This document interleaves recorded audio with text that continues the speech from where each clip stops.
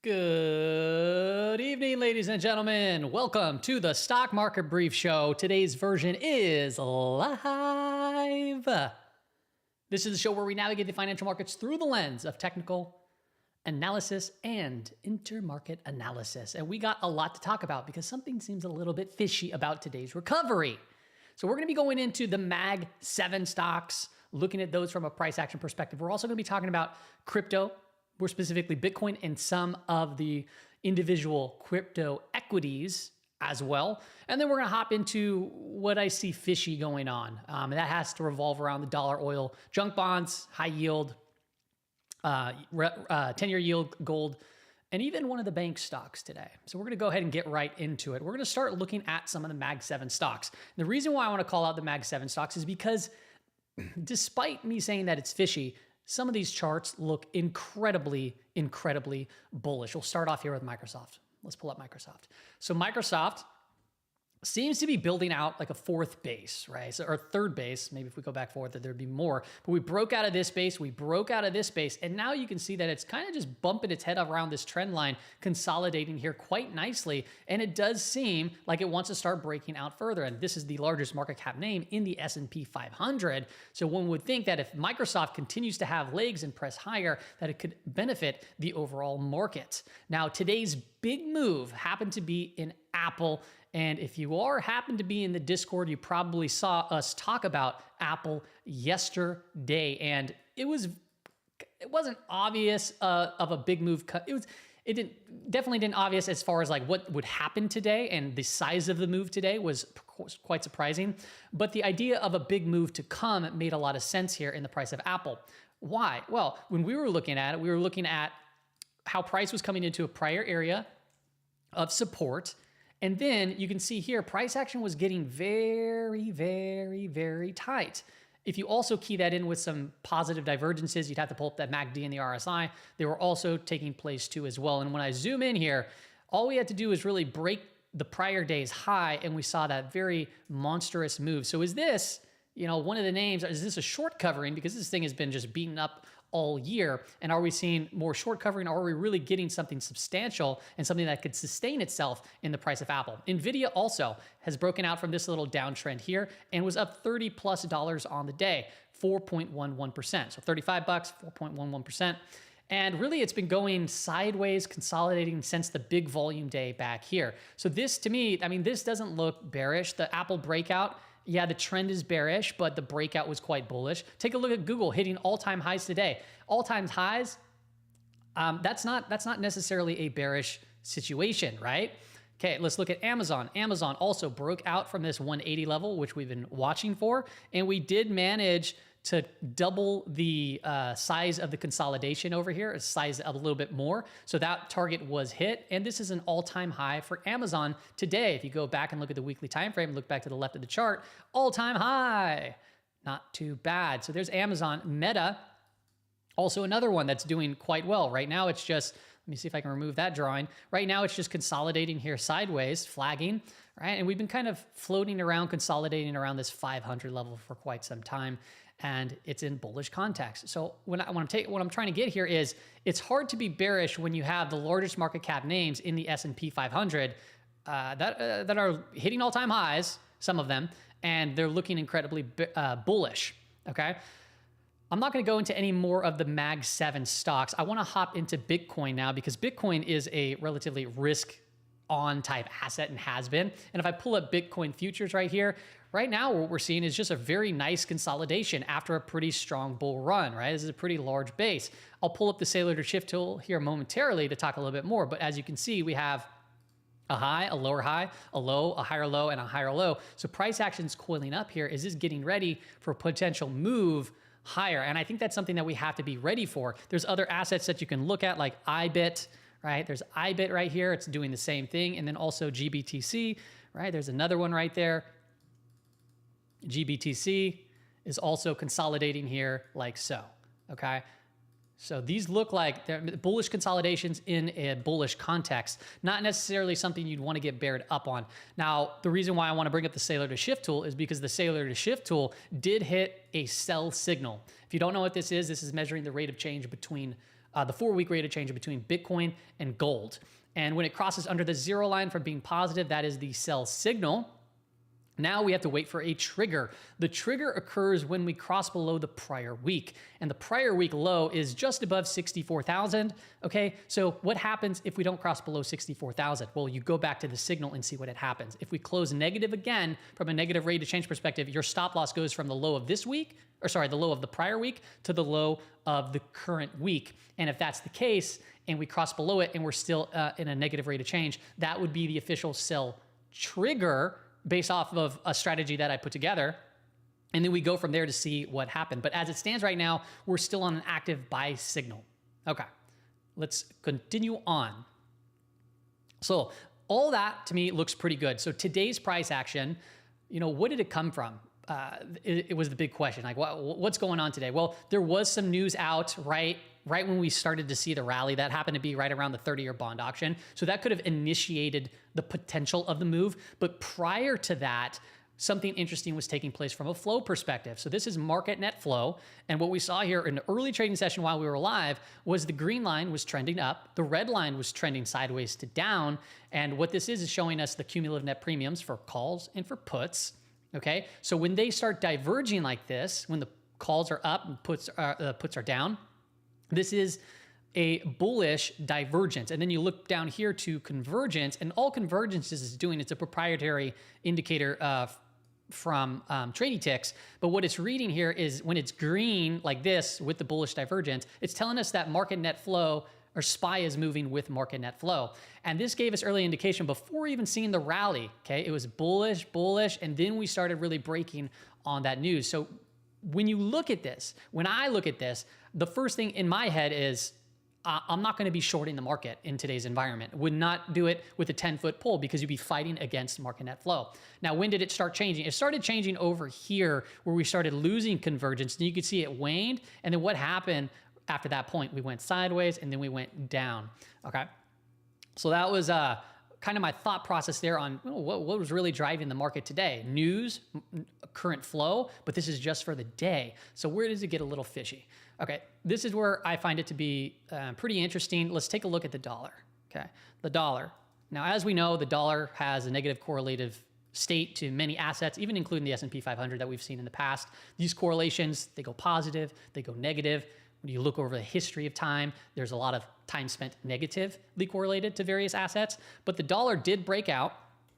And now today it closed higher and it's at a year-to-date high for 2024. Okay. Now the reason why I'm bringing this up, let's pull up the dollar chart. You can see when the dollar topped in October, so did yields, and we started sinking off. You can see in October when the SP 500 hit its bottom, that's when it really started rallying. So this was a negatively correlated state throughout this time, which we've seen many different times. Even here on this rally, it was still going down at that point. Okay, but if you notice, the dollar started moving higher in 2024, and the correlated state of the market, it didn't actually follow in a negatively correlated state. So what are we looking at as far as correlations go? Well, let's look at a 15-day, 30-day, 90-day, 120, and 180-day. The further you go out, you'll notice it's below the zero line, which means what? It means that the majority of the time, the S&P 500 and the dollar, the correlation between the two, it stays within a negative correlation. If you go to 120, the most of the time is spent below that zero line. It's a negatively correlated. Now, what started changing? It started changing this quarter, right? This quarter. And you could see what? 90 days, it's starting to get into a positively correlated state. 30 days, positively correlated state. Not by crazy amount, but it's still positively correlated. And now what are we seeing here from the shorter time frame? This is interesting because this is starting to shift. First, you'll see this turn up, and then you'll also see it turn down faster. And you'll see most of the time it is spent negative. Okay, so there's not really a correlation here as it stands from the shorter time frame, but it did dip from a pretty strong positive and going down. So what does this tell us? It tells us that the dollar, if it continues to hold its strength, this could very well continue to put pressure on the S&P 500. Let's move on and look at the next big piece that was a little fishy. So the dollar breakout, kind of wondering what's going on there, okay? Let's look at oil. So crude oil, also a very important intermarket asset. So what's it doing today? It's backing off slightly, but really, what are we doing? We're consolidating, right? So as As today played out, the big focus was on tech. It wasn't on oil. It wasn't on energy names. Actually, if you look at the S&P 500 sectors today, energy was towards the bottom range area, right? It was down on the day. The worst was financials, and we'll get into that. Okay, but really you should be paying close attention here because it's in an uptrend. Okay, we're not too far off the high from 2024. It broke out, it consolidated, and it broke out again. And now what are we doing? Really, we're just pulling back in an uptrend.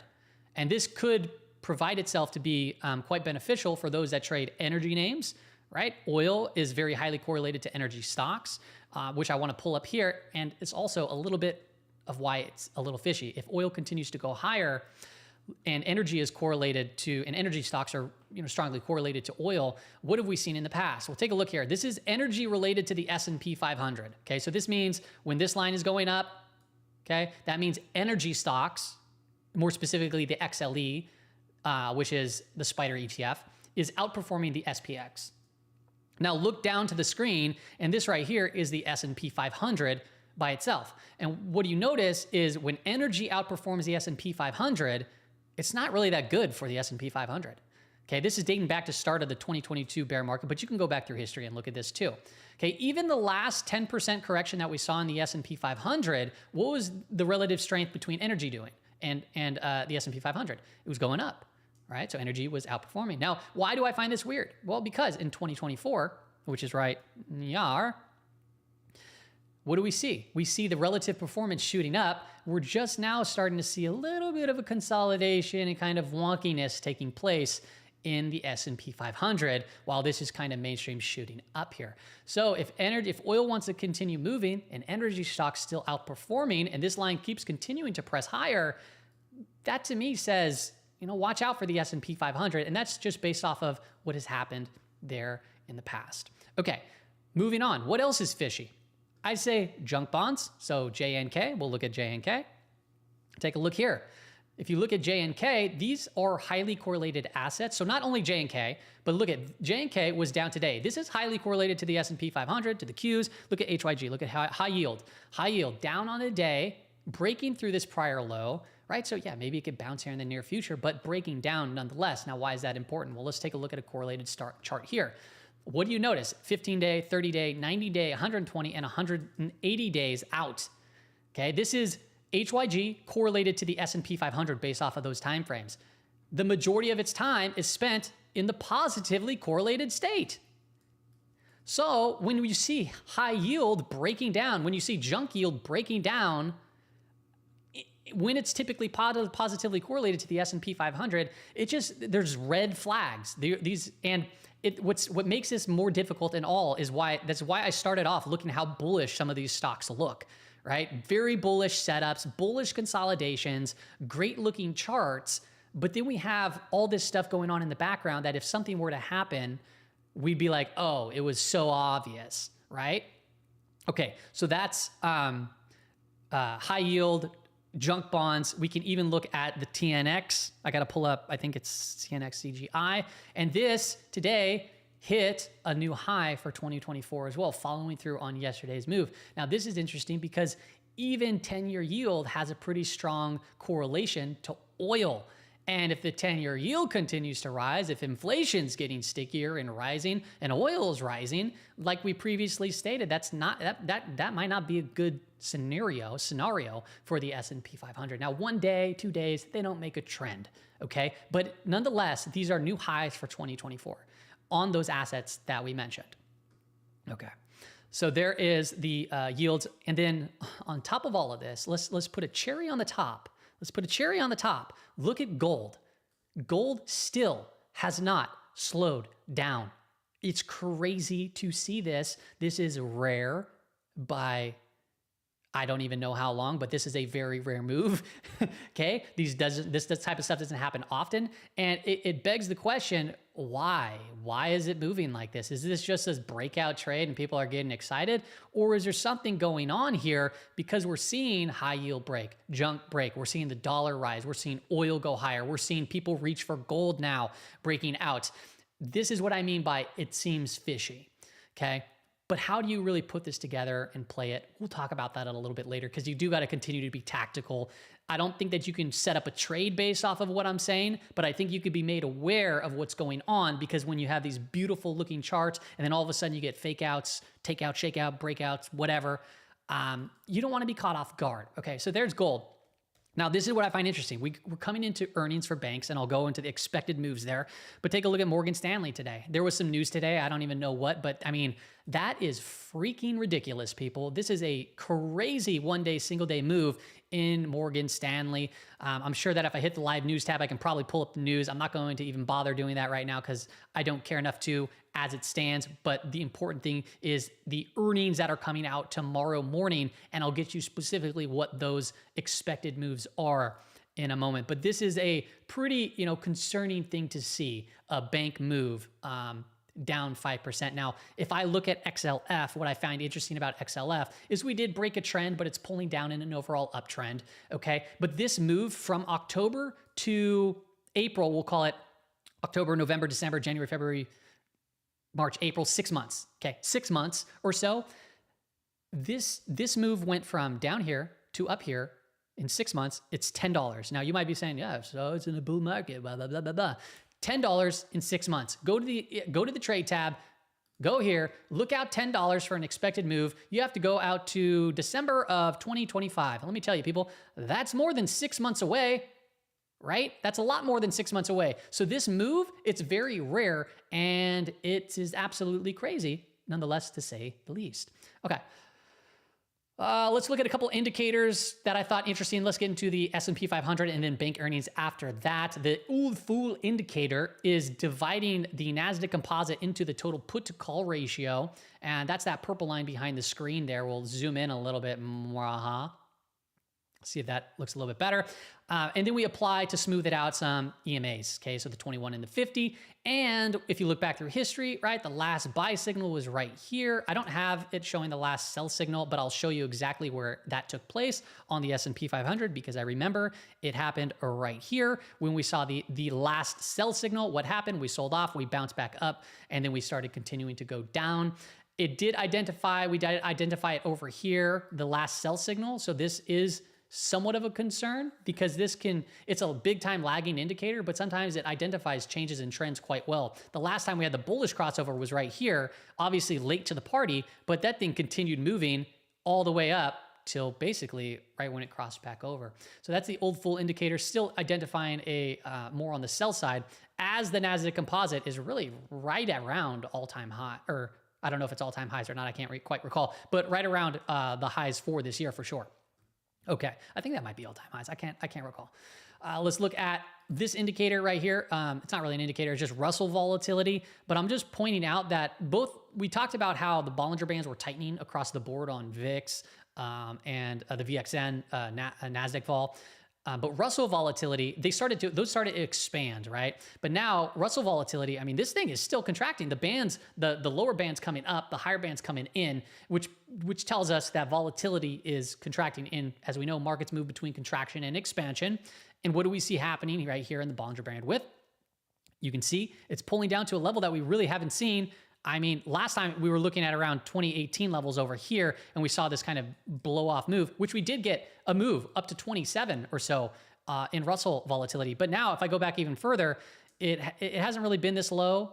I mean, even past technically this level, but 2015, and we shot up a little bit, we pulled back in, and then we had some turbulence. I think that 2015 and 2016, if I remember correctly, that was during the time where there was stock market turbulence, based out of, I believe, China. There was some stuff going on there during that time. But nonetheless, contraction leads to expansion. That's what we are seeing right now.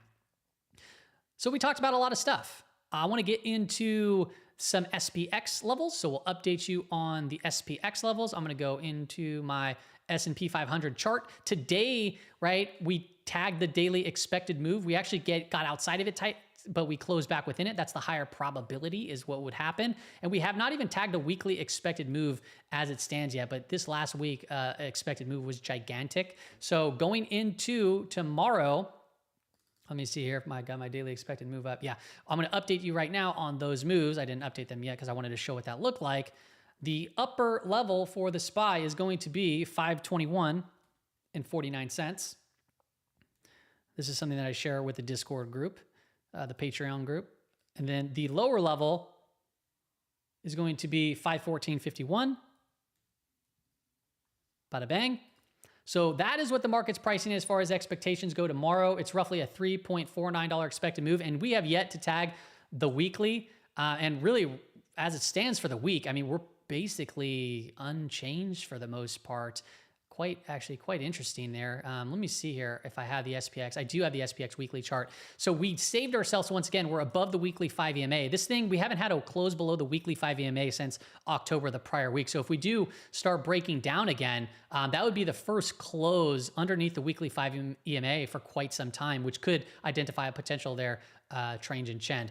Now, if I go over here, I want to call out that we're back above a 5-day moving average. It's still in theory declining because we have all this price action still below it, but being above it and it's still declining, I would say it's bullish, but with caution. Now, the next level to look at is gamma. And right now, as it stands, we are below the gamma flip line. When we're below the gamma flip line, when liquidity dries up, and when sellers sell into selling, buyers buy into buying, what happens? You get much more aggressive price swings. And what have we been seeing? We've been seeing much more aggressive price swings. This is one of the reasons why I enjoy day trading so much more in a negative gamma environment, because you can catch much more aggressive and quicker moves. Okay, so going into tomorrow, 5150 still looks like a pretty key level there from a gamma perspective. Being above 5200 doesn't hurt us, but really 5250 is that bigger level that we want to just pay attention to.